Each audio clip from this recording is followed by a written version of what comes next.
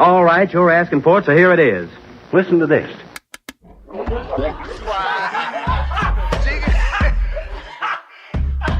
want you fuckers laughing at we partners pod, kid. You understand? We in here drinking, singing, swinging, all that shit, dog. We sweating, getting wet, all that shit. Welcome to the 152nd episode of the Drinking Partners Podcast. Yes, this is our Buck Williams episode. Now, you don't know who the fuck that is, but I'm only shouting him out because that man's name is Buck. Man. And for you to win with a name like Buck, that's like winning with a name like Day. I'm happy to host the tandem Ed Bailey. I'm joined as always with my co-host Dave Bracey. Say what up to the people. What's good with you people? We are the Drinking Partners, and if you're looking for us, you can find us on epicastnetwork.com/partnerspod. You can find us on iTunes, Stitcher, Libsyn, and Google Play under Drinking Partners. You can find us on IG, Twitter, and Facebook at PartnersPod. And 152 episodes, man. We've been asking y'all. We won't continue to ask you. Please hop on iTunes, rate and review. That's how we know we're doing well. That's how we let others know that we're doing well. And that's how we continue to do well. So please hop on iTunes, rate and review. Listen, you love us. You see us in person. You tell us you love us. And now, with every episode, we are going to tell you to tell the internet at the click of a button. Just tell the internet. Let them know you love us. Let us know what you like from us. Let us know what you want to see from us. Let us know what we can improve. You know what I mean? And as always, if you do not want to leave a rate and review, we do take shots of Henny in lieu of rates and reviews. Shout out to the Conways and Car Guy DJ for starting the trend. I apologize. I did not say that on the last episode, so my apologies. Buzzy, you'll edit it in maybe or whatever. But yeah, man, keep that trend going. And if you leave a rate and review, we can read it right here on the podcast, much like this rate and review. And they don't have to be long. You know what I mean? You can just be short to the point. Or if you want to leave a lengthy review and be like, you know, some Yelp shit, do that too. We'll take it. But this, the title is Pittsburgh Coming Up. Coming with the COMIN, no G, because he's real G. You know what I mean? Like, he's a millennial. This is by Mr. De Silva. Shout out to Silva, man. It's an old homie. Man. This is a homie like review because it just say Pittsburgh coming up. I ain't gonna give y'all a lot of shit. It's just like these cats are hilarious. Pittsburgh comedy on the rise, and I think that is appropriate for this episode. Like Pittsburgh is coming up, man. I can say that, and I'm not saying that because y'all playing the Patriots today, and I don't know what the outcome will be. But I don't want to say I'm rooting for y'all, but I do get put in a weird situation when y'all play the Patriots because I can't root for them. I can't fucking stand Tom Brady in any fucking manner you could speak of. It doesn't matter who he's playing. I just want him to lose. See, I got a different perspective with them. Bill Belichick didn't seem to be that great of a coach when he was in Cleveland. Like, where did this come from, man? And it's like his time in Cleveland don't even count. I feel like, that's like when you had Bill Belichick and then, you know what I mean, like he wasn't able to succeed in there. That's a franchise issue, man. Like, no, man. That motherfucker. That's a Belichick issue. I mean, like he makes Tom Brady look like, because Tom Brady, listen, man, Tom Brady, skill wise, like, I mean, he's a smart dude or whatever, but like, he's not the most athletic motherfucker dude on the planet to have all the rings that he has. Do you know what he has? Great fucking coaching ability. You know what I mean? He sells like some training model or some shit where like he says now his bones are malleable. So like when he gets hit, his bones contort with the hit. That's why he never gets injured. Like he basically says if you get injured, it's your fault. He has some weird, like Tom Brady on some pyramid scheme shit, and y'all don't even realize it. Sound like some waist trainer bullshit. Yeah, like he's an IG waist trainer. Athlete, man. What do you call that? That water they be drinking, the shit, the slim water, whatever the fuck. Let it slide, man. Yeah, that's bullshit. They love Tom Brady. How do you say that? Like it'd be like your lineman got to be pissed. Every lineman you've ever had over the course of your career got to be pissed as fuck because that's why the fuck you stay healthy. I forget there was a dude and the refs because there is a Brady rule. Let's forget when you did get injured, the league changed the rules. Yeah, they definitely changed everything. Yeah, there's the Brady rule now. You gonna talk about this? Your bones is malleable. The NFL is malleable. Well, I don't know. Some dude, I forget, it's a retired NFL player who said like when you would hit Tom Brady, he was like the softest man on earth.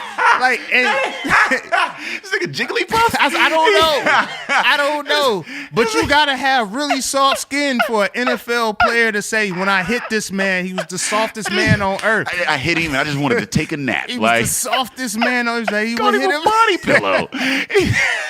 So I guess we just gave Tom Brady a shout out. He owes us money. Like, check out Tom Brady's pyramid scheme and become a part of it if you want to. And you're going to receive some weird postcard in the mail that has a printed signature from Tom Brady where he just signed a white sheet of paper and they just put it on to this postcard that you received. Thanks for being a part of the team. Yeah, nah, you're not part of the team. Let me see Harlem Shake. Let me see how this. See them jiggly bones. I can see he had jiggly bones. That's he crazy. said, look, that's what he said. Like, and it's so crazy. That's how famous he is to where this is some fuck shit. So it gets swept under the rug because they don't want to tarnish his name. But Tom, come on, man. Try to sell that bullshit. Wow. Try to sell that bullshit. But one thing that is not bullshit is what we're selling in 2018 because I am excited. We got a great year coming up, man. We are bringing our Epic Night of Comedy back downtown to Arcade Comedy Theater, and we're going to do that every third Saturday beginning January 20th. And as always, we're going to be on the final Saturday of the month at Comtra Theater beginning January 27th, man. Truth, man. Every month, third Saturday, fourth Saturday, check us out downtown and in Cranberry. Always BYOB, and beer sponsors come through with the drinks and whatnot. So it's the best talent in the city, and we also make sure that it's one of the cheapest events that you can go to on a date night, man. Like you're talking about like $40. You bring your own booze, you get some booze, and you and wifey is set. Except for the night, you got food, you got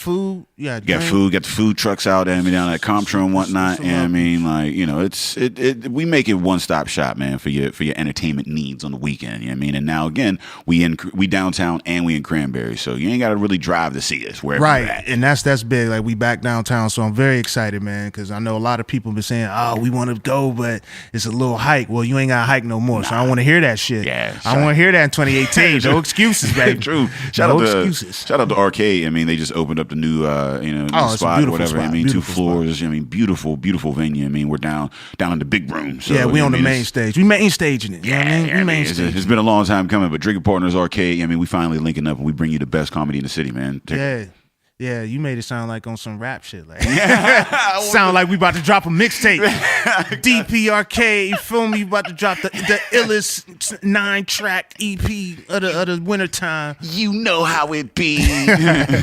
But Pittsburgh is coming up, as Mr. DeSilva said, and I think a large part of what's happening in Pittsburgh is the philanthropy, and so we try to give back to the small business community. And what we're going to do this episode, I'm very excited about, is talk about an individual whose program is giving back to multiple charities.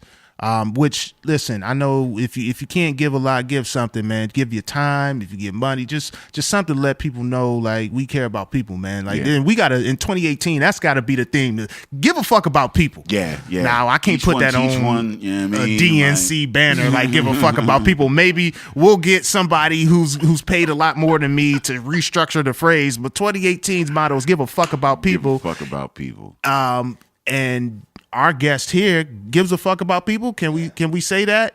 You may. Yeah, I definitely do. Gives so much a fuck about people that he started Spare Change. He founded Spare Change, and their model is just to help charities, like raise money for charity. So we got Josh Corcoran in the building. Say what up to the people. What's going on, everybody? Thanks for having me, guys. Appreciate it. Thank you for being here. Thank you for doing what you do, man. Like you. That's fun, awesome. Man. It's been a wild ride, that's for sure. So what are we drinking on? Let's get right down to it. I come bearing gifts from the good people at Yellow Bridge Brewing Company. We have two beers here. This first one here is what we should go with first. All right. Ignatius. It's a New England IPA, but it's a bit different. It's got a little bit of like a spice to it, and it's really good. I think it's a 7.5%. A nice little for the winter. Exactly. Yeah. Still like the juicy IPA kind of thing, but a little spicy kick to it. And then the other one is called Not the Buttons. This is a stout. Not the Buttons. Yes. Somebody said like that to not me like one KNOT or no, it's NOT. like a reference to Shrek, the gingerbread man. They were like eating him, and he was like, "Not the buttons." It's like a gingerbread stout. But Ian, the head brewer and owner, he said, "Be careful. This is like a 10%." So. Oh, that's for the holidays. Exactly. You ain't sipping on the holidays. I know it's your second. Look around the room, see how much you spent on gifts and all this food and these lights and shit. And you need a 10%. Hell yeah, you do. Your bank account. Yeah, you only got 10% of your bank account left.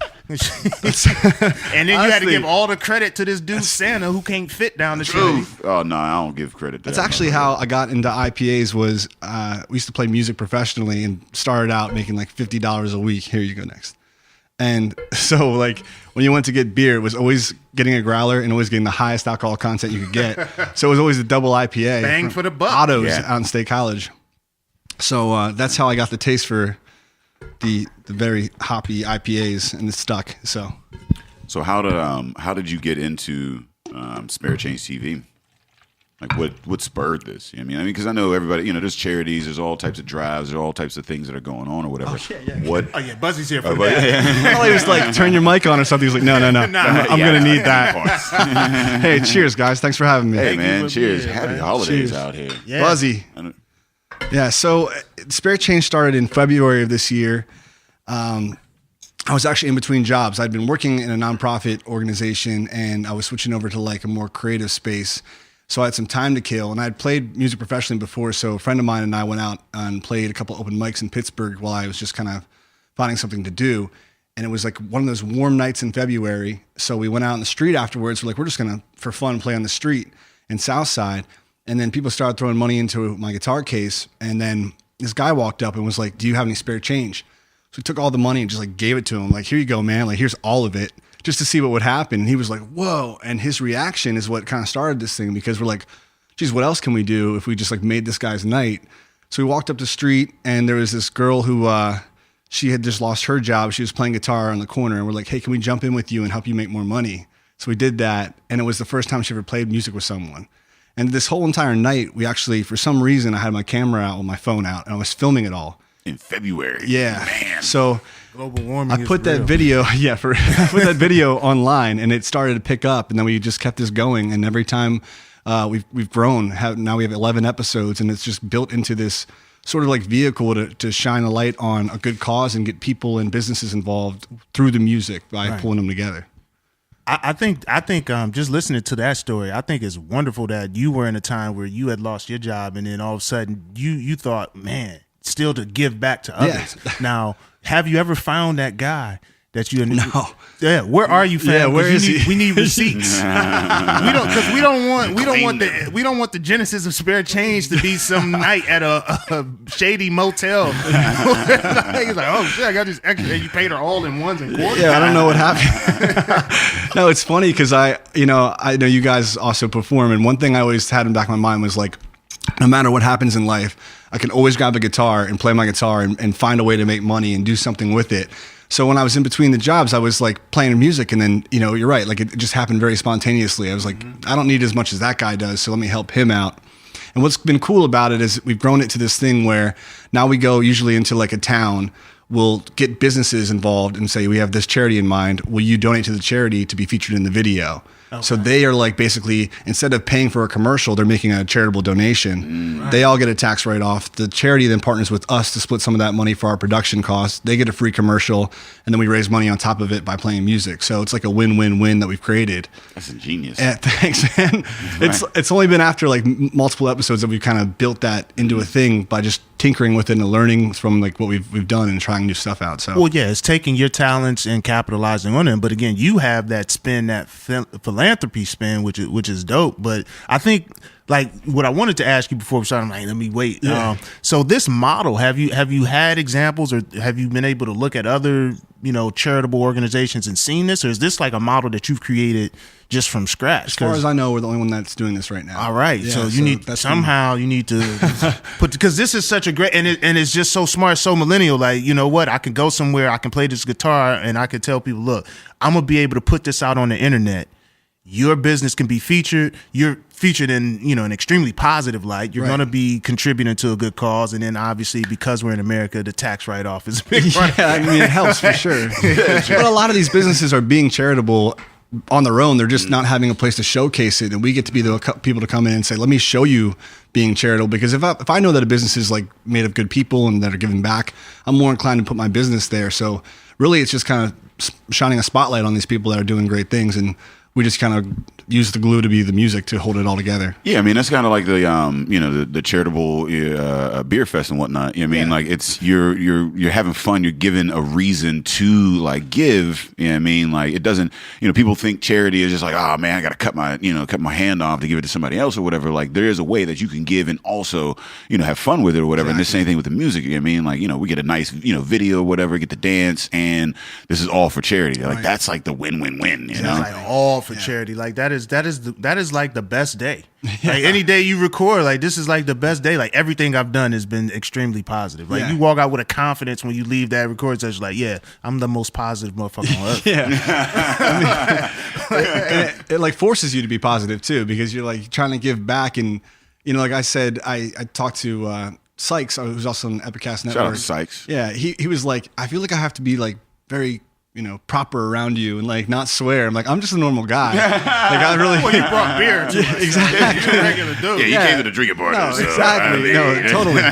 But that's the thing is like it even forces me and our friends to like do better and try harder to make an impact. So it's been cool. Yeah, I mean, and that's a thing. We had Josh on the podcast a while back, and he was in the nonprofit sector as well. But that does come from being in that environment of like with the nonprofits and working with people that are less that are more disadvantaged than you are. Like it kind of focuses you, it centers you. You know what I mean? Like you're giving back, but you're also like you're gaining the fact that like you're gaining like an outlook, some grounding or whatever. Like my life really ain't that bad. Right. You know what I mean? Like when you're looking at the where this money is actually going, like you said, I mean, you just had you're down bad or whatever. Some guy comes over and he's like, yo, I'm a little worse than you. Like you give back to them. Not only do you feel good about it, but you also are now like, look, it could always be worse. Absolutely. And that feeling in and of itself is enough to maybe pull you out of a slump or like get you motivated to get back on your dean. Because it's very easy in this world to just be like, man, it's all bad, man. Like, it's never going to be good again. Like totally. There's a lot of negativity right now. I mean, that's the thing I think we're kind of fighting through, that noise of negativity. It's easier to be upset or down on whatever's going through your day. So that's what we're trying to fight with our videos, is trying to make like the positive video. Because there's not enough of that going around right now. It's all just negativity. Yeah. And I understand it. I mean, like it's the world we're in right now, but hopefully we can start. The world is burning, but we got to take a break sometimes and like, you know what I mean? It's like you said, stop focusing just on yourself, your shit, and like, you know what I mean? Look at the bigger picture. Like Ed said, like be fucking good to people. Right. Be good. Yeah. Simple as that. I forgot my own slogan. I'm trying to sell that to the Democratic National Convention. Hey, do this shit. Be a good motherfucker. Right? What did I say? I want my daughter to have a book bag. Yeah. That just say, be a good motherfucker. There's so many meanings. I would give my daughter that button, man. You wear that to school, baby. Be a good motherfucker. And if the teacher says something to you, you have her give me a call. Oh, you know what? Every day before I kiss my daughter, before I sit her today, I'll be like, you be a good motherfucker today. Be a good motherfucker. Yeah. That could be your sign off now for the episodes, guys. Oh, that's going to go viral. That's going to go, listen, if I sold buttons on Instagram, it'd be a good motherfucker. It'd be dudes with suits on wearing it on their little lapel. Yeah. Be a good motherfucker. I like it. I like the business side. But no, I really like with this, with the videos, you humanize the charitable giving, because what you said with Sykes when he was saying, oh, I feel like I gotta be different around you. I think that is a stigma that a lot of people have about individuals who are thought to be charitable. It's like, damn, yo, this motherfucker, that like he be giving money away. Like he really cares about people. I know he's right, but it's like, it's human. Like if you could be a regular person and still have compassion for individuals, and like you guys just look like you're having fun in the video. So now it just looks like, you know what, I just want to be a part of that. I don't even know what that is, but I want to be a part of it. And being a part of it means giving up some money to charitable cause. So that's dope. Yeah. Go ahead. I think people are like that have that air of like, got to be proper and there's a whole nine or whatever. I think they might, and at times I question why they're doing it. Yeah, you know what I mean, like because you know, doing it for perception. Yeah, because like, I mean, the people that you're giving to, the situations that you're in, you have to have an open mind. You know what I mean? Like about how they got there or whatever. And if you're all talking about, you know, like, oh, we got to be proper, don't curse, you don't drink. I mean, this and the other. It's like, man, you're just trying to push. Are you just trying to push a belief, or are you really trying to help people in a bad situation? Because when you have somebody in a bad situation, you got to let go of yourself. You know what I mean? Right. You can't be judgmental in that situation. I mean, like, you know, in this year or whatever, in this charitable giving or whatever, like, have you come across like situations where you felt like, you know, like conflicted in some way, or like, you know, it was a little tougher than you thought, like, or, you know, any kind of like hurdles that you had to get over? Yeah, well, I remember early on, you know, when we first started, it was a matter of just making money by performing on the street and then doing something good with it. And like our third episode in, we met this lady named Janet, and you can see us playing with her, like we're playing music right where she's sitting in the video. And it was funny at first because she was like, you know, she was a homeless lady. She was like trying to get tips and change. And we're like, can we play music here? And she's like, yeah, but then we'll have to split the money. And I was like, no, it's all yours. Like, we got you. And then when we were done, we got a message on Facebook. It was like, you shouldn't do that. You shouldn't give her money. You should. And I thought it was her. I'm like, wait a minute. No. There's multiple personalities. You got Wi-Fi on No, it wasn't that. It was more like, yeah. But the thing about it is like, you know, even if it was just an act of kindness and the money's secondary to that, you know, someone just humanized it for her for a day and like, you know, treated her with respect. There's more to it than just the money and the giving. So that was one thing we kind of overcame and drove further into like working with actual nonprofits instead of just like handing out the money ourselves. Right. To kind of like know that we're going to be helping, you know, a whole sort of like hierarchy or structure around a cause and not just, you know, one-to-one person kind of thing. If somebody's on the street begging for change, I don't give a fuck what they're doing, that like, or what they're using the money for or whatever. That's some dehumanizing ass shit. Yeah. You got to swallow a lot of pride. For me, I don't give a fuck what you're doing. If you're out here doing it or whatever, I'm not like, because people always, they like to bring up like the scammers or whatever. Yeah. That is such the smallest fucking percentage. Yeah. It's like almost like the likelihood that you're going to come across a bum that owns a Benz right. is like, yeah, I mean, me actually making love to Donald Trump. You know what I mean? Like, it's so fucking rare. But there's a world where there's a chance. I mean, the money is, I mean, I'm just saying, you know, money has the same. That's where you went with it. But, it's such a slim. You know what I mean? Like they talk about the welfare moms and the people that are getting over on that or whatever, and they use that as an excuse. Oh, don't give these people welfare because they're over here like eating steaks and this shit like that or whatever. And it's like that's not the typical lifestyle of people that are on welfare. You know what I mean? The same thing with people that are, you know, asking for this change. So like people that are coming out like, oh well, don't give it to them. I mean, it's like, what the fuck are you doing with this man? Like, you know what I mean? Like, you know, they in a sense, it's like, I don't like you earned it in some way. Like the fact that you're asking for this, you're doing something. Yeah. You know what I mean?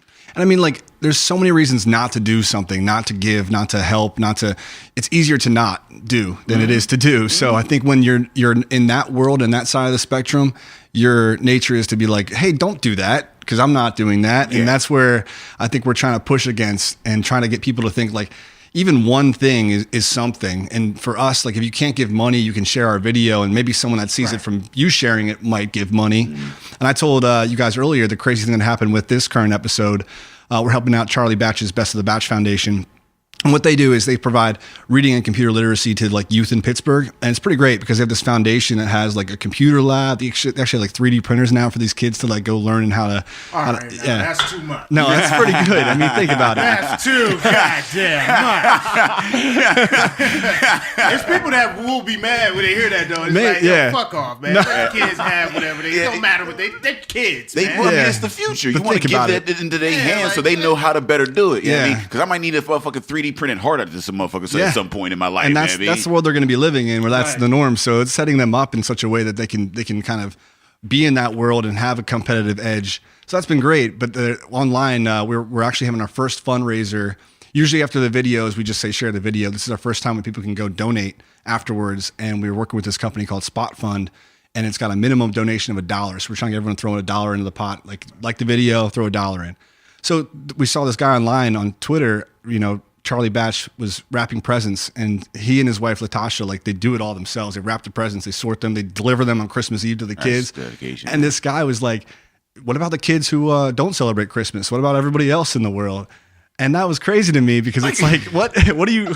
Why is it here? What are you doing on this post, fam? Yeah, like Go away. It's a whole ass internet out there. Yeah. You scrolled past this and decided to take time out of your day Stop for to a not second. say how can I help. Yeah. But hey, you ain't doing enough. Like You ain't helping enough, and people Like- kill me with that. But I think there's progression with everything too. So like you're progressing. Like just now having the link to donate on the video. That's a progression from before. And so I don't understand why people look at things that people do and automatically think, well, you're not doing enough. You have a platform, you should be doing more. Like, nah, man, I don't just come into the game doing everything. Yeah, you got to grow into it. This is holiday season. The holiday season is big here in this country. So yeah, we're gonna theme it around this, or we're gonna theme it around around this time. But we got mad videos. But I think in that particular instance, though, he did kind of make amends. Yeah, so that's what I mentioned before is that I hit him up on Twitter and I was like, you should really check out what Charlie's doing because they're doing a lot. And I said, watch this video. You can hear him talk about it. He watched it and he sent me a message. He's like, I didn't mean to come across, in a negative way. I was just saying like there's a lot of things going on. And I was like, dude, why don't you donate and then share that and say to Charlie like, hey, you were right. You do a lot. And he did that. And he threw $100 to the cause. So that's kind of where like what you talked about before. Yeah, I mean, it's fantastic. So like for us, for this month that we're promoting this episode, we're on that Best of the Batch Foundation team and we're hustling for them and like pushing that. And if that means jumping in and fighting the good fight and saying the things that maybe they can't say because we're a third party. That's I mean, that's we kind of a good thing see to a lot do. of that in comedy as well. And what we do, I mean, we are able to say more than, our friends, family, certain businesses or whatever, because we have been afforded, that space in comedy. So that's super dope. I also like akin that, that comment to, you look at like the black community and a lot of the, and they're like, oh, well, why Black Lives Matter, but you guys are killing each other. Why aren't you like doing this in the neighborhoods? And it's like, you clearly don't know what the fuck we're doing in the neighborhood. Right. I mean, every fucking black neighborhood, every fucking city in America, there's some organization that's trying to fight this shit. Yeah. It doesn't make the news. You don't know about it. So then you just see this one thing and you go, well, why ain't you always doing this? Yeah. Come down to the hood.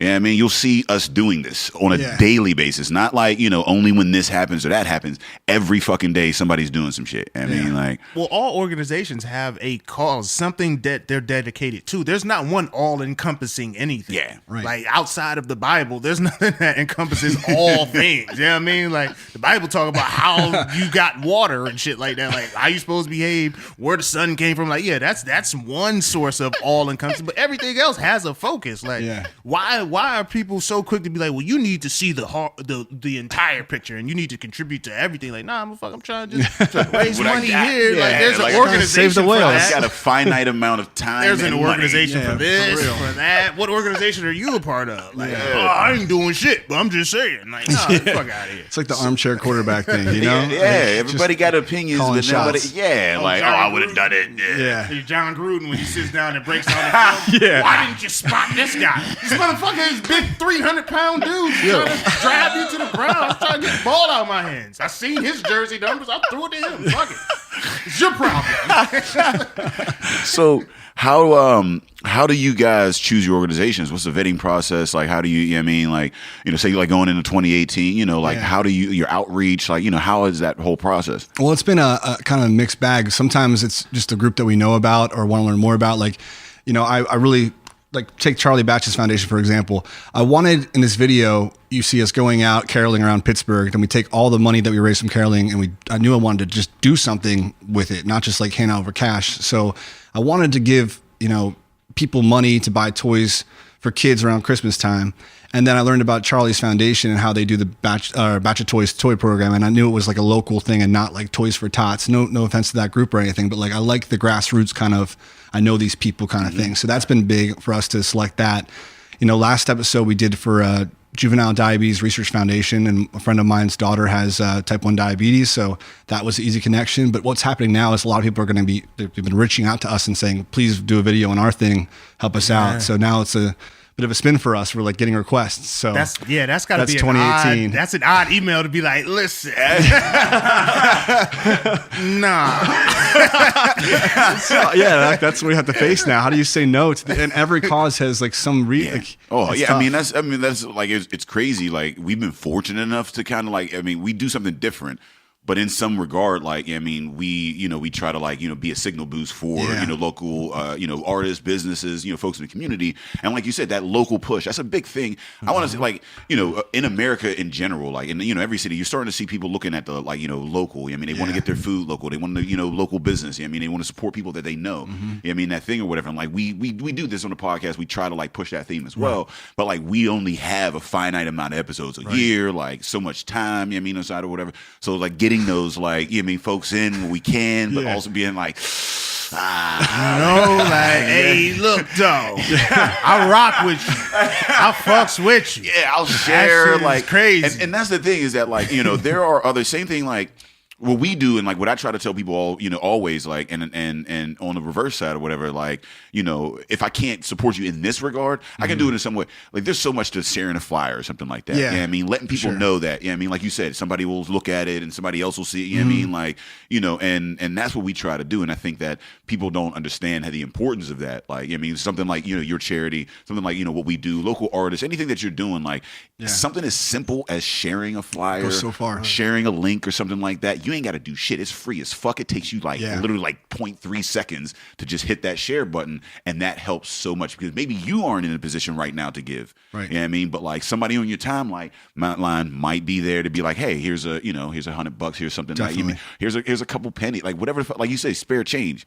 This is what I got in my pocket. Right. Yeah, totally. I mean, like our videos right now have been getting, like the last one got 65,000 views in 2 weeks. Nice. Great, right? But like if those people actually got their pocketbook out and donated $1, that would be such a huge impact. That'd be a weird motherfucker to just watch the video and not donate. No, that's a level of commitment. Just be here for the song. It's a level of commitment. I mean, it takes a lot for someone even to share a video. You guys probably know that from promoting online. Well, yeah, no, share, and it doesn't even parallel exactly with the quality of what's going on. It's just, and I've been here myself. Where you see some shit and you like, all right, I'm gonna share this, and you know what? But if I share this, then wifey gonna know that I was following her, and she's gonna be like, I'm gonna close the window. You be about to just slide up, like, man. That's what and that is like I think Facebook is one of those places where you kind of got to be a bit more selective. You don't want to be fucking like pounding people on a regular basis. Right. I do my damn self, like because we have so many things that we promote and push or whatever. I don't want to bog my people down with every motherfucking thing, so I gotta kind of be selective here and there or whatever. And but like, don't let all people see all your shit. Totally. Yeah, like, you don't know which one of these posts your man's is gonna see. But like, I mean, I think something like a Twitter. Where I mean, it doesn't like you got so much. People, like, it's a second. Yeah, I mean, it doesn't matter at all. It don't. Like, in the largest game, it doesn't matter at all. No. I mean, like, and then you see those posts. It's like, oh, my customer might be on your timeline. Them shits actually fucking work, man. Yeah. I mean, them little. There's so many people that have maybe bought a ticket, or I mean, like have been, been a listener to the show, or like some kind of just from a random retweet from a random person, and you'd be like, oh shit, now we got a fan in California. You just recently saw some success with that with just a random tweet of, hey, we do this, and like people have responded. I'm looking like, damn, I ain't know motherfuckers really responded to these things. Like it's just a post, and it's like, we kind of looking for, you know what I mean? Yeah, our whole like everything we do here, everything that Epicast, everything that Drinking Partners has done, like our careers has all been social media. We don't spend a lot of money on advertising. I mean, we have spent money on advertising, but comparably budget wise, like when you're talking, we haven't spent a whole lot. It's been a lot. We have had a great support. Thank you, folks outside. Out there, whatever. Definitely. Like without you guys, this wouldn't happen. But it's all social media. I mean, and the core of social media is your people. Yeah. You know what I mean, so like there is a lot of power. We're able to do this relatively cheap from the support of other people. So if you don't think that a retweet or a share matters, we're only here because of that. It's like the modern day word of mouth. You're exactly. Like, nothing stronger than that. You're curating your timeline, and if you see someone share something, like if I see I got a good friend named Jeff. If I see him share something, I know it's worth my time. I'm going to watch that video. You have some dedicated folks. Yeah, exactly. So like that's what you're trying to get to. And with us with the videos, when we started, it was me like hustling my friends. I was like, please share this video. Like share it. And then we've grown it into this thing where I don't have to like hound them anymore. But now that we're starting this donation drive after the videos, I'm back to that. Like, please just throw $1 in. And help me grow it. There's always those times that you cycle through where you gotta like, I mean, you don't try to do it on a daily basis, but every once in a while you gotta kind of be like, all right, man, I only ask him, but like, look, man, can you hold me down? Totally. Yeah, hold me down. Like, listen, that's the only way we gonna grow. Like, you hold your mans down. If you support local, then your immediate surroundings grow. It blossoms. You're in that immediate surroundings. So boom, boom, boom, and then they go national because now it's killing this area. So now that other areas like, well, come out here. Let's see if you can do it here. And like the same thing with yours. Like, all right, if you get all the donations here, like everybody donates here, but then well, you know what? I've been watching in Montana. I like this. You know, I want to support this cause. Boom. Like if everybody who watched it donated $1, like if you could in 2 weeks raise $65,000 for any charity, where you just that's power on the humble just come through like, look, I'm about to walk around, sing, and I'm gonna give y'all $65,000 in 2 weeks. Like, everybody would be a part of that. And that's you raising awareness, like that's crazy. Yeah, and that's the thing is like people, the cumulative like effort of people coming together. You know, that's what we're trying to get past everyone. Is like, I really just want $1, and everyone, I can't feel bad asking anybody for $1 because usually there you go. Is all I need. Yeah. So like, if I can get that going, where people know like, okay, Spare Change has a new video coming out. I've got $1 for whatever cause they're going to throw at me. It's going to be worth my time. It's going to be worthwhile to throw $1 to the cause. Then we're starting to create what we call like this Spare Change movement. We want this to become like a thing where we really build it up. Gonna drop an album? I don't know, man. You heard it here first. Mixtape fall of 2018. Album full of philanthropy. Just singing about causes. You gotta have us on that move in the we gotta do a skit. We gotta do a Spare Change skit on the mixtape. All right, I promise that if we do it, you guys are in. Tell them why you give. Oh yeah, well look, what I like to do generously to his church. Pastor Oh my God. Spare change, everybody. Spare change. That'll be the entire mixtape. It's just you guys for 10 tracks. What I would like to do would be to start going to different cities and featuring different bands. That's the plan, or like artists. You know, I was gonna ask you like how like I mean like moving forward or whatever. Are you gonna like collab with other people? Like how do you plan on doing that? Like what's the future of that? So like the dream would be to be able to go. Plan 2018 to have like 8 to 10 episodes where we go to different cities. Like we go to New York City and play on the subway with like whatever awesome act is on the subway and collaborate with that. Go to Nashville, go to New Orleans and start kind of spreading it out further. And then, right now all the episodes are around, us as musicians, but featuring other bands and artists and even like actual artists would be cool to throw in there. Like anything goes really for this. So if we can grow that, that's where the album might come into play down the road, where each artist has a track on it. I could see that happening in a few years, maybe. Well, I mean, now do I get executive producer? Yeah. How am I compensated for this album? I mean, we could discuss this off air, but yeah, we probably should. Since the album's gonna happen now, like, you guys got me thinking. I like it. I like this a lot. That would be a good, that'd be dope. And then like a portion of it. Well, no, you listen, man. I've been pushing, trying to get on some tracks with somebody. I don't care what it is. I just need to be talking my shit into a mic, like. Because that's how you started, talking shit into a mic. That's how we all started. To just get, well, I guess I do just talk shit into that's a mic. That's all you do it right now. But then we have it's like, in a room now. Well, it's got some real shit going on. You're drinking. Not just talking. I hate even referring to added to shit in general. You've added to it. It's a pyramid, but the foundation of that shit is talking shit into a mic. I guess that's what I've been doing. And it's a wonderful life. At the top of that pyramid is charity. But at the base foundation. So do either of you guys have an actual album for comedy, or will you do that? That's an Ed Bailey thing. I think Ed Bailey is due for an album. I'm not due for an album. I ain't due for an album. I got something recorded I am going to put out. Okay. I am going to put that out. I'm trying to cultivate some other things before I put it out and have it out at shows, like pass it around. I mean, like a comedy album, I guess. I don't know. So it just seems like people just have I don't want to say mixtape, but you got your CD that you sell at the end of your shows or whatever. With a DVD, I want to make sure the production's together, but Buzzy produced it. So it's all to the good. Got to get it edited down And yeah, put that out. And then I don't know if on this episode, I guess they expected me to donate to charity with that. But I had this charity called Kai and Ed DeFore. Hey, this the Black Negro College Fund. They don't pay student for loans. They don't pay for things.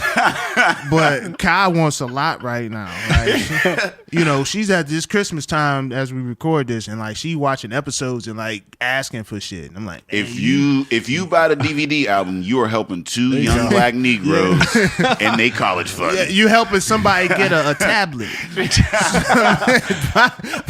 charitable. Buy the DVD, and now some kid who may or may not, do whatever, gonna have a tablet. True. I like it. Yeah, so that's new for me too. I just actually had a daughter myself. So. Congratulations. You're in the Daughters Club, man. I love men with daughters, man. That is such a, because like and it's crazy. We're in this new world of feminism and whatever, and like, pushing forward. And the thing is that like, it is super tough to be a woman in the world in general. You know what I mean? Like, and one of the things is like me being a man, like, like recognizing my privilege or whatever. I mean, like, as a Black dude, I'm like, oh man, I'm disenfranchised, or whatever. But like intersectionalism is like, look, man, like, but look at these, like, look at women, like, look at, disabled people, look at, so many different, like, either the gay movement and whatnot and that whole thing.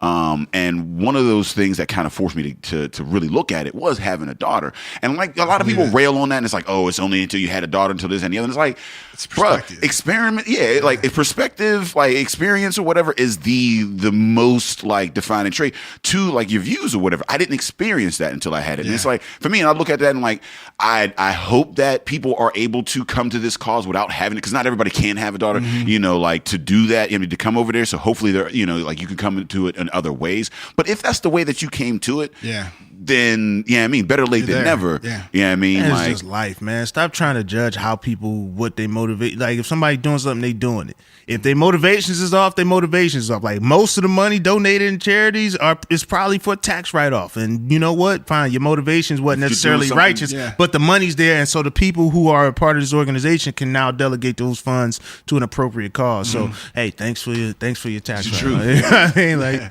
but yeah, I mean, like having a daughter, it changes. Because it does. I mean, because I was like, I'm gonna have a dad, little boy or whatever. We go football, the whole thing. I mean, like just all, and then like I had a daughter. I was like, shit, I gotta change my game plan. See, well, here's the thing, though. Your daughter my daughter. She like want to watch sports with me and stuff like that. Like she likes to do those things. Daughters are just sweet. Like my son, he's charming. Like he charms people, but he's not sweet. Like he an asshole. Like he wants what he wants. He does what he has to do to get what he wants. But my daughter, she's just like this sweet creature. I was like, when I say change my game, not so much sports. It's just like the way you handle them. Yeah, I mean, like you can't handle them like a boy in any way, shape, or form. You gotta keep feelings. Game plan changes, right? Like feelings like and it ain't feelings like a girl that you're dating, because like you could go back and forth. It's there's a bit of that adversarial like tinge in relationships in general. You can't have that with your daughter. No, you're supposed to give her the whole world. Like so that whole I try to, like, as the dad, I try to be like the whole like like a bit tougher. Like, hey, come on, man, I'm not gonna baby you, but at the same time, I don't treat her the same way I would treat my dad. Like any of my brothers or like a little boy or whatever. Like it's a little bit. If she's crying a little too much, then I'm like, I'll kiss the boobie. Don't take any pictures of this shit, but I'm gonna get you a boobie. You go get a boobie. So crazy. Like, it's funny is like, I'm like the typical guy that like if I get a cold, I'm like might as well be dead, And then I saw my wife give birth, and I was like, I don't see how you could go through that. You watched it? Yes. Oh, yeah, that shit real. That shit is wild. Yeah, and then for us to have a daughter, you can't go through that and not be like, oh yeah, women are way more stronger than men. It's like not even. I don't know how to get out of bed every day. The physics of that. Yeah, and like the perspective does change. And all of this. This motherfucker just slid past your hip bone. And then the baby just like, you just struggle so for wild, these man. hours, and all of a sudden she's like, oh, she out. You're up. It's go time. When I saw her head pop the fuck out, like, oh, like the whole shit was wild as fuck. Like, that changed your life, man. Definitely, man. And what's been crazy for me is like, that was 10 episodes of Spirit Change in, and the Spirit Change isn't my job by any means. It's like the side thing. Mm-hmm. So we had this 11th episode planned out for before the baby was born. So to be able to go do it, it's a really, I don't say it enough, but it's a testament to my wife to be like, yes, this is worth your time. This is what you should be doing right now. Man, and that support system's huge. We just had a couple wifeys on. Yeah, a couple episodes. Yeah, last couple episodes have been well the done. misses of these podcasts. Yes, and the support. I mean, it felt good to be able to give back to them because they support us so much. Like just to be able to give back. Yeah, because they're in their own right. I mean, like they roar, they do what they do. You know what I mean, and and like I said, we're only able to do what we do because of their support. For sure, man. You know what I mean, And like it's so wild. How long you guys been doing the podcast for now? 3 years. 3 years. Okay, good. Yeah, so for having that how answer. long before you were like, oh, this is a thing? Like this is. We still try to figure it out. Yeah, like I mean, I would say for me when I was like, oh shit, it was probably the 100th episode. Like even after that doing was- the Peduto, because doing the Peduto, it felt like it's attached to his name above ours. Like, well, this is something that the mayor Co-signed. Yeah, but like the 100th episode was just like, yo, this is our 100th. Come celebrate, and we just had a bunch of people who come That's awesome. come out and celebrate, and people have consistently like contacted. We got Trogs sent us some shit That's today. so crazy. Like, Yeah, man. not just some shit because we got the Mad Elf. Shout out to Matt House, Jeez, man. hold that up. Yeah. Logos out. Yeah, you know what I mean? But like that's when that's when you feel like, for me, that's when you feel like it becomes a thing where people like, yo, I need to get on your platform to talk about what I'm doing. Like, and it's like, I mean, honestly, like, I mean, the whole shit earlier this year with Ed, like, I mean, when he went down, the support and love that we got from the community afterwards, like, I like, I mean, because he was down, he was unconscious, he was fucking in ICU for weeks, like, I mean, a month or whatever, and in that time, like, my phone was just blowing the fuck up from like people were just like wanting to help, and like it's so because we've been doing this for so long, like I mean, and like it's entertainment, so you don't really know who's saying what for whatever reasons, what their motivation is. But like when you are down and you don't have any, because like without that support, we might not be here right now. Right. Yeah, I mean, like we might not be here without that support. And so for people to come out and be like, yo, like we fuck with you, like not because you have something to offer, we want to give back to you. Like that for me, it was like, well, maybe we are doing something that's worthwhile, because like it was a personal matter, but it was also a public thing that we had to address. And then we're getting to know people in a weird, different light. Like it's like now this is a personal thing. Like, and and I was talking to people, and like we have a hard time asking for like help. It's a prideful thing. It's like we're gonna do it ourselves. And like anytime I've gone through adversity, I usually am like, I'm gonna do this myself. And like only if I absolutely necessarily have to ask, then I'm gonna ask. And like people are reaching out, and I'm like, I don't really know how to handle this. You know what I mean? And like shout out to Dan, man. Dan. Grown Up Human Common People, we were sitting in the parking lot, and like he was like, yo man, he was like, look, like we want to help. Like he was like, you got to give us that opportunity to do that. You know what I mean? Like we feel better when we do that. When we offer help and you say no, then we feel like helpless, like because we can't, we want to be able to do that for you, and you're denying us the ability to do that. And that kind of changed my whole shit, because I'm like, all right, that is, because I feel the same way. Like I want to help people out, and when they say no, then I feel helpless, just kind of looking from the sidelines. You know what I mean? So when you do accept that help, you're not just like, I mean, it's not like you're asking for a handout. You're also giving people the ability to be good people or whatever. So like that for me was kind of like that moment, like that whole beginning of the year, coming off of 2016, such a high, and then off of the 100 episode, everything was popping. We won best podcast. Like we had Bill Peduto, and I mean, like first night was cracking, and then Ed went down. I was like, what the fuck are we ever gonna, I mean, I don't know where this is going to go. And then seeing that outpour from the community, and then like connecting with people on a different level, and then seeing like the love that, like in that building whenever we did the charity, it was, so that for me was like, I don't know what we're doing, I don't, but whatever we're doing, we needed a spare change at that moment. You got us, man. Video, you could have had Dave spitting bars. Just downtown spitting bars and giving free hugs. The video would have been lit. But like, man. Now you guys got us. We're on speed dial whenever you need it.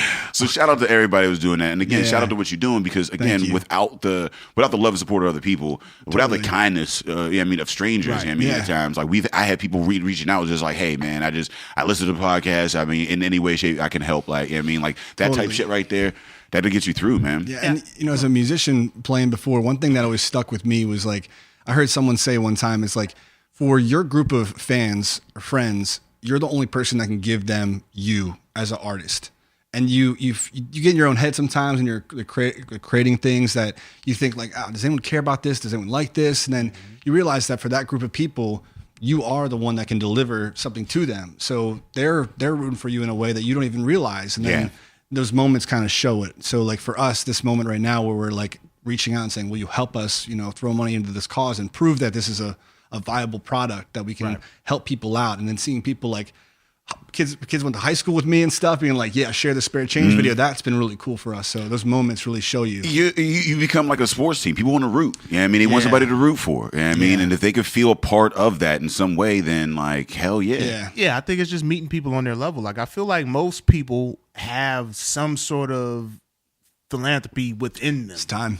Something in them that motivates them or that will push them to do it, or some cause that they feel strongly about or something. But you got to meet these people on their level. Like, you know what I mean? Like, I'm your guy. I'm the guy you went to high school with. I'm a guy that you've known. I'm the guy that you used to see at the market all the time. I'm doing something cool, and you can contribute to that. And people are like, I want to contribute to that. People want to be a part of some shit. Yeah, like, that's a sign of a truly happy person. Somebody that like wants to root somebody else on, push somebody else. Like to do good and to do better. There's a lot of people that are unhappy in life, and they just want to see people, fail in that man, regard. You're definitely a unicorn. Because there's some haters out here, but you're definitely like the anti-hater. You're the antonym of hating, because you really put yourself out there to contribute to causes that you feel are good causes. And it doesn't necessarily benefit you personally, but it does, because you contributed to this cause. You have that, like, I contributed to that. And we opened some shit, and you contributed to the cause of me going home and getting yelled at my wife. But that's cool. She's going to yell at me. And it's only because I come in and I look like I had more fun than her today. That's what it is. That's what it comes down to. She at home with the two kids. Hey, she gonna, you walk it's your in, turn. It's fun just coming up. I'm giving off the fun pheromone. But I speaking of local love and the whole nine or whatever, shout out to Yellow Bridge. That IPA, I love the balance of like, the peppers and the IPA, because like it is a winter warmer, and like as you're drinking it, it's a nice warming effect, because you really don't get those in the juicier IPAs at all. This is like the answer to like, how do I drink, like a summer beer in the winter? You add a little bit of, and not the chilies that are just gonna like have you fucking like breathing out fire and like, these are like a little bit of, subtle, and like right now I got a nice warm glow in my chest, right? It's good, like man. It's called Ignatius is this one, and they've got, it's great, man. I feel like they're like family owned and operated. They're on Delmont, PA, if you ever go out that way. Actually, I'm playing a show there on New Year's Eve, so little promo there. I'm playing some music with these guys, and then there'll be Miss Meatball's food truck there. So we got some good things going on there, but good people, easy people to support, and they obviously come correct with the beer too. That's you said about like Irwin or whatever. Like, is that on that Route 30? Yeah. So you got like that whole chain now. You got Full Pint, you got Fury, you got Helltown's across the Helltown road down there or whatever. Four Seasons. You know what I mean? Yellow Bridge. That's a nice little hop or whatever. Right. Like a little day trip. Creating several trails out this way. Yeah, the brew trail. Yeah, the man, whole that's United States is going to be a brew trail. It really is, man. It's crazy. Motherfuckers just going to be out just drinking beer. And you know what? I encourage that. Hell yeah. With Uber and Lyft now being, get you a DD, get you an Uber, get you a Lyft. You could even go Z-Trip if you I just don't like getting picked up in a PT Cruiser. Like, look, man, those Z-Trip motherfuckers are the worst. I don't know how that shit works, but man, seeing them motherfuckers on the road and every time I'm going down 376 right by the airport, there's a motherfucker in the left lane doing 50. I didn't mean to get they gotta do 50. They got it not in the left lane. In America, we don't understand that the speed limit is not the expected speed. No. That's not what that means. You can't go any faster. Get in the right lane in that shit. That's what that means. Like, if it says speed limit 65, that's supposed to be the motherfuckers in a rush are supposed to go 65. Everybody else supposed to do 45. Like, that's America. We just totally changed the meaning of speed limit.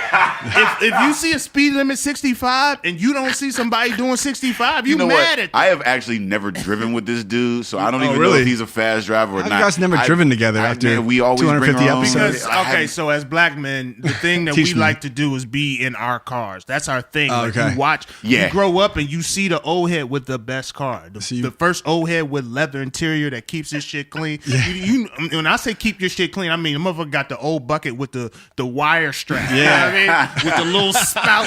He got the beige bucket, but he got the scrub brush doing his wheels. Right. You know what I mean? Like, and he keep his car clean. That's what you got to ride in your car. I got to go to a spot. I got to get out of my car because the entrance and exit of a car is a part of the night. How did I feel jangling my keys to get in that motherfucker? Wow. And how I look when I step the first shoe out that motherfucker. Like, it's a big Scrubs ruined the shotgun. Yeah, I mean, we ain't showing up. Like, all right, you gonna be all right? I'll meet you out that motherfucker. We both go pull up. I'm not getting out of the side of your passenger. Passenger side of my best friend's ride. That's never gonna happen. That's not how I'm living. TLC ruined it. You married, so you're in our same situation. But you've been a bachelor before where you don't feel the same confidence seeing a pretty girl and hopping out your man's car. That's true. That's fair. That's fair. Not at all. Hey, yo, what's good? Hey, let me explain. I got a job. I got a car, but we decided that it was more economical to ride together. I'm responsible. That's it. No. You ain't down on this green living? Yeah, that's fair. I like it. Try to save the environment out here. I mean, carpool. Yeah. You ain't down with these carpools, girl? I got to shout out our new video. We have Fantastic Limo. I don't know if you know who these guys are, but they have the A-Team van, and they've got a van called Jive Turkey, these old like retro vans. Yeah. Oh, and, yo, that fucking A-Team van and that, yo, I was so pissed. I saw that shit. I'm like, oh, I need a picture, and I need to do all kind of wild shit in front of that with a camera. I fucking love that van. Astro vans are the best vans on the fucking planet, man. Like, you put some nice little rims, and they be them dumbass little 10 like inch rims. You don't need big ones, like, you just need the little 10-inch rim. Guess all can fit. And oh man, them motherfuckers are dope as fuck. I don't know why they stopped making Astro vans, man. Those minivans don't look cool. I guess they went over to crossovers or whatever was the thing. Minivans is when dudes started being actual fathers and driving their kids around. Yeah, like, had windows. We need something a little more sporty.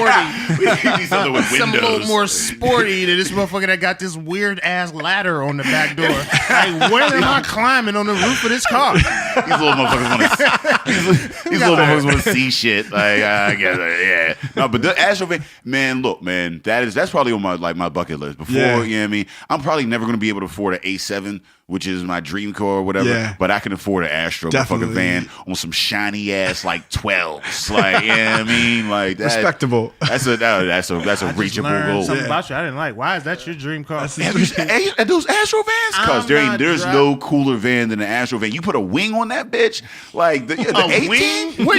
That's the only van you can put a wing on, because that's a whale. You ain't putting a wing on that. You put a fin on that. Put a spoiler. That's the only van you can put a spoiler on, and it be dope as fuck. Cause like, I don't want to drive a van. I'm one kid away from a van. That's why I'm about to get a vasectomy, because I can't have that third. Because you can't have 3 car seats in the back of your car. So you gotta get a van at that point. The options gone. It's tough. You can't have a van and a family. Like, you can't have an Astro van and a family, because like you treating your family wrong in the back of that shit. I'm like, they got all the space. Maybe if you got like a living room set up back there, you know how you get the bench in that bitch. You can probably deck that laying out on the floor chilling. Yeah, you can deck that the fuck out. Like, imagine you go have a harsh night with your friends off of this yellow bridge. You probably a little faded. Your leopard skin. You ain't gonna sit in the front. You gonna lay in the back. Let me know when we get home. Yeah. Sit in the back with his arms. You gotta have a floor seat belt though. Yeah, I mean, just go ahead and. Yeah, I'm all for seatbelts. I'm telling you, man, the Astro van, that shit. But I saw that on the dip. Yeah, there were 2 vans in it. Yeah, he's got 2 vans. They actually do these like craft beer cruises through Pittsburgh. Man, I need parts of that. It's a fun night. We'll talk to you after this. I definitely. I need parts. You sold at least one ticket. Hell right. Yeah, it's man. a perfect ride to like step out of the 18 van. Like, True. Okay, we're here. And I visualize pulling up to the club. That is one of the hardest motherfucking. That's the one thing I would pull out of the passenger seat on the Astro van, because this will be a gang. Yeah. I mean, we come in gang. We squad deep in this motherfucker, like in the 18 van. Squad and Astro van in the same description. know these no squat. these First Astro of vans, all, guys. If I got an Astro van, we dead presidents. All right? That's the only time I'm hopping out of van. It's dead presidents. I mean, I'm down on my luck. The whole spare change movement for whatever I need didn't work out. Now I done took a loan out of my 401k and got me an Astro van. Yeah. Now we just pulling a dead president. Now it's just me, Lawrence Fishburne, and some chick who gonna get shot in the trash can, and we just gonna do this. We used to tour professionally playing music, and we had a conversion van like the one with the high top. So there's 3 of us in this van that would cruise around, and we had a trailer on the back. That's how we toured up and down the East Coast. So we had like those big bucket seats. We had the TV up top. Yeah, man, that's it was good right. living, man. It was The nice, Astro man. vans, That's a good I'm telling you, experience. man. It was fun. It made no sense like economically. The gas mileage was terrible. There was 3 of us, but like we were like living it, you know. Like tours typically don't contributed to that. make a lot. Yeah, I mean, you're just you're touring. getting Yeah, by. I mean, and that's a great because we did a tour in a fucking Prius. So it was 5 That's of rough. us Yeah. from New Orleans up to fucking Pittsburgh. Really? In a Prius on the East Coast. Yeah, I mean, Highly like, economical, largely Yeah. uncomfortable. yeah, like 11 cities, 13 days in a fucking Prius. there's a person in every seat in the car. Yeah, it was 5 of us. Well, if it's one so person it's a Prius. in the car, if it's one person in the car, it's a person in every seat of a Prius. And then and our luggage for the week, like the 2 weeks Yeah. we were out in the back. That's That rough. motherfucker, man. Shout out to the Gentleman Callers tour, man. That shit was. Shout out to y'all sitting Indian style in the car. And we had an Indian in the car. And that motherfucker, shout out to Chris Mohan. This motherfucker, he was the motherfucker that was in the left lane. It was me, Chris, and Isaac Cozell. I mean, we were driving up, and like he's in the left lane, and like he's been doing this for a couple miles or whatever. We're like, yo, like Chris, you know this ain't like a luxury lane, bro. Like this isn't comfort. Like people are like veer past us like on the Passing right on the side. right. Yeah, we're like, why are you like? Look, we ain't gonna tell you to break the law. Like, I mean, Yeah, like, but you telling them to break the law. but like, basically. can you Because he get in was the right probably- lane? We don't want to be the motherfuckers getting these fingers. Yeah, I mean, as they veer past or whatever. Like, Chris insurance rates are extremely low. yeah, he's an Asian. He's an Asian. He drives like an Asian, and he hates being called an Asian because there's this weird Indian, like China, like East Coast, West Coast Asian beef. But like, yeah, they don't like me, but they're Asian, and they don't. In fact, you're Asian. It's all the same fucking. It's all the same continent. It's your Asia. Like, so yeah, me. He's thinking about it. He's like, maybe. I mean, Yeah, it's Europe and Russia, and there ain't no What I'm motherfucking really trying to oceans or figure none out of that is shit how between to that. contribute. I'm trying to figure out how to contribute to this conversation without getting Same. negative stigma. On, Same. On I'm my just like side. nodding. I don't know how to contribute to that. My bad. Not necessarily And agreeing. you can't afford No. it. You can't like. No. You don't have to jump into Take the a long debauchery. sip. See, I had to. Let this sit this one out. I You had guys let me to- know when I you're on had the to- next thing. I had to pause myself on the last podcast because Wifey was in. So now he was about to Let it rip. Yeah, he was about to. His home life was. But he's about to ask me if he could spend the night. I'm telling you, man, we've all been through that where your man's got to spend the night one Yeah. time. You like, so you gonna tell me what happened, or you gonna? There's no other reason for you to be here.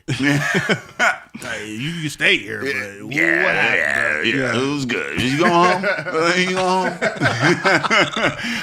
I actually had to do. I had to do that one time. I was at a wedding, and I had to call my man. Like, hey man, you think I stay in your room? Shit, just In the room. Wow, that is we had a dispute. So, We're in dispute. You might have to chill in the steps until I'm done, and then I have to roll to be like, yo, baby. That's a yeah, hard I mean, phone like, call to that's make. That's a hard phone call to make. I got to roll up and be like, all right, baby, you know my boy. You know what I mean? So he just going, he's gonna be on a chair. Yeah, like I gonna be on the chair. owe that man an apology because you gotta really you gotta go outside of yourself before you make that request. Because like when you make that request, you don't realize what you asking this that's man on the other end of the phone. Like, bruh, I'm sharing a bed with somebody tonight. Like, Yeah. you can't be in here. Yeah. You can't come here. What are you doing? What? You can't come here, man. No, you can't. No. You got to sleep in the shower. I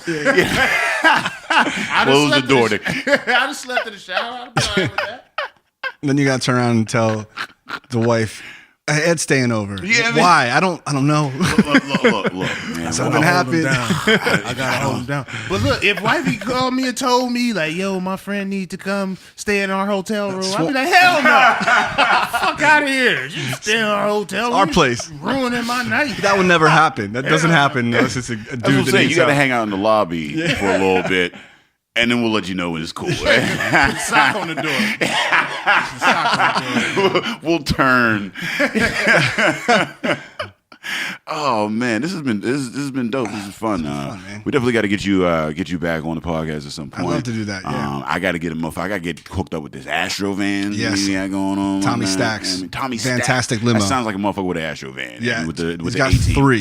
three vans. I need parts of that, man. I might have to buy one. That's next level. Man. All right, before we go, I got to ask a question because Yeah. I feel like this is gonna happen. If it hasn't happened, has anyone contacted you saying to shout out their GoFundMe? No, not yet. All right, that's gonna happen. No. Now, how do You guys have that happen to you? No, that's gonna happen to you. We don't raise money for people. Like, you raise money Yeah. for people. Like, I know if I had a GoFundMe, I'd send you an email. Shout Like, out. hey, bro, can we shoot something real quick? I'm gonna have a GoFundMe in 2 weeks. Yeah, well, like that's kind of what we're trying to push into and do it ourselves. So that Spot Fund website's pretty cool because they host the video on it. We get to write a little bit like a blurb about the charity, and then it goes through them to get to the charity. So kind of, I'm hoping that we do it ourselves, and that becomes part of what we do. Yeah, exactly. So no one asks. Spare change me. Spare change me. Boom. And tell them where they can find you. Okay, check us out, sparechange.tv. We are Spare Change TV on all social media except for Twitter. We just have Spare Change. We've got the official handle there. Please check out our new video. Donate if you can. If you can't, share it. Help us out. Charlie Batch Foundation. Check more of them at batchfoundation.org. They're a great group. Help us support them. Thank you. Dave, let the people know where they can find us. Hey, man, you can find us at epicastnetwork.com/partnerspod. You can find us on iTunes, Stitcher, Libsyn, and Google Play under Drinking Partners. And you can find us on IG, Facebook, and Twitter at PartnerSpot, man. Shout out to Epicast for putting this together, always with the production. If you are looking for media, if you're looking for, to get your podcast sounding right, man, because we be sounding mad buttery and smooth in this motherfucker. true. You know what I mean? Like, if you want to advertise your product on an award-winning podcast such as this, Yeah. holla at Epicast, man. I mean, they keep it running. We got accolades. Yeah, I mean, we got a couple, we got a Where's couple the plaque belts. at? We got a couple belts out Okay, here. somebody, Yeah. what was that? Was that Pitchworks? Pitchworks, yeah. Try to, I mean, shout out to Pitchworks, shout out to the fans. Some of them bitch. But if you're trying to get that out, I mean, whatever it is you're doing, holla at epicastnetwork.com.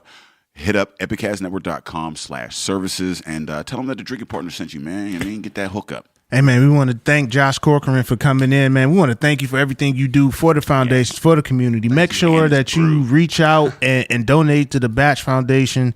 Help these children out because children are our future. And honestly, man, if you don't want to end up in a home, you want to contribute because they going to do that to you. So very enriching episode, man. And as always, Drinking Partners is the crew. Epicast is the family. And we out here.